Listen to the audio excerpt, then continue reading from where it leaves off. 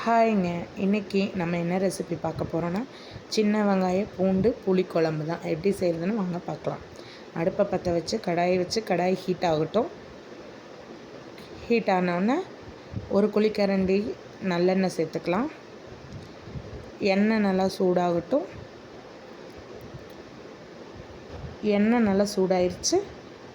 கடுகு, உளுந்து பருப்பு ஒரு ஸ்பூனு சேர்த்துக்கலாம். சீரகம் ஒரு ஸ்பூனு, வெந்தயம் ஒரு அரை ஸ்பூன் சேர்த்துட்டு நல்லா பொரியட்டும். இந்த எண்ணெயில் நல்லா பொரிஞ்சதுக்கப்புறம் கருவேப்பிலை சேர்த்துக்கலாம். 2 வரமிளகாய் சேர்த்துக்கலாம் கிள்ளி. அதையும் நல்லா பொரியட்டும்.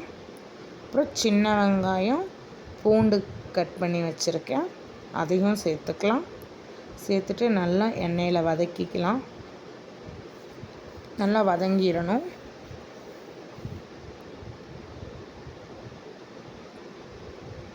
பெருங்காயத்தூள் ஒரு 1/4 ஸ்பூன் சேர்த்துக்கலாம். சேர்த்துட்டு நல்லா கலந்து விட்டுடலாம். ஒரு தக்காளி கட் பண்ணி வச்சுருக்கேன், அதையும் சேர்த்துக்கலாம். சேர்த்துட்டு நல்லா வதக்கிடலாம்.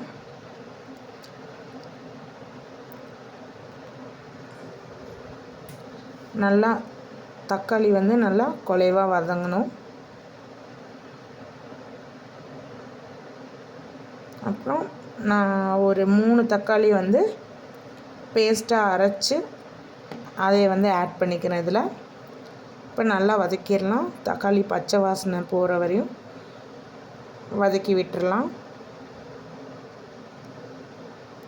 இந்த அளவுக்கு வதக்கி எண்ணெய் பிரிஞ்சு வரணும். மஞ்சத்தூள் ஒரு ஸ்பூன் போட்டுக்கலாம். சின்ன ஸ்பூனில் தான் போடுறேன் நான்.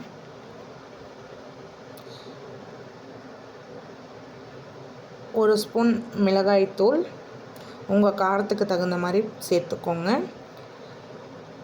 குழம்பு மிளகாய்த்தூள் ஒரு 3 ஸ்பூன் சேர்த்துக்கிறேன் நான்.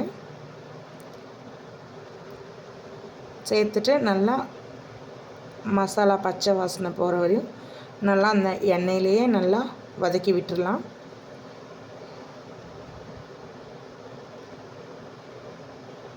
நல்லா வதக்கிட்டு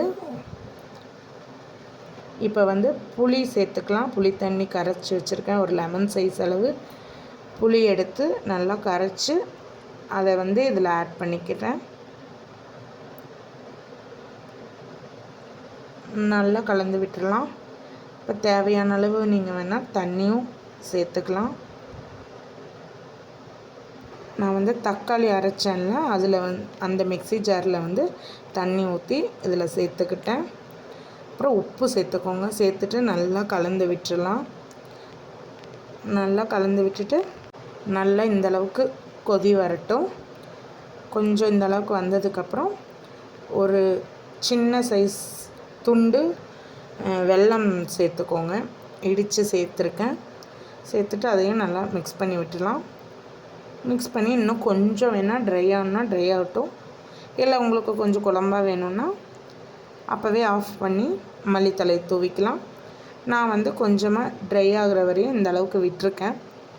விட்டுட்டு அப்புறம் மல்லித்தலை தூவிட்டு இறக்கிக்கலாம். இது சாப்பாட்டுக்கு சூடான சாப்பாட்டுக்கு சூப்பராக இருக்கும். நீங்களும் ட்ரை பண்ணி பாருங்கள். என்னோடய சேனலில் வர டிஷ்லாம் உங்களுக்கு பிடிச்சிருந்ததுன்னா கண்டிப்பாக லைக் பண்ணி, ஷேர் பண்ணி, கமெண்ட் பண்ணுங்கள், சப்ஸ்கிரைப் பண்ணுங்கள். நான் இன்றைக்கி சாதத்துக்கு தான் இந்த குழம்பு வச்சேன். பூண்டு புளிக்குழம்பு. அப்பளம் அது கூட தொட்டுட்டு சாப்பிட்டா செம்மையாக இருக்கும். பாய்.